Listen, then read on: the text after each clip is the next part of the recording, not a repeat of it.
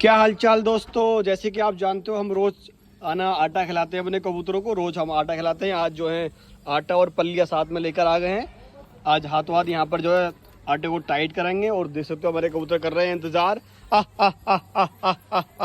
ले ले ले ले ले। तो देख सकते हो कबूतर हमारे पास में आ चुके हैं। सभी भूखे हैं कबूतर, और भी कुछ दाने डाले थे मैंने, वो भी सब खा गए हैं। तो देख सकते हो।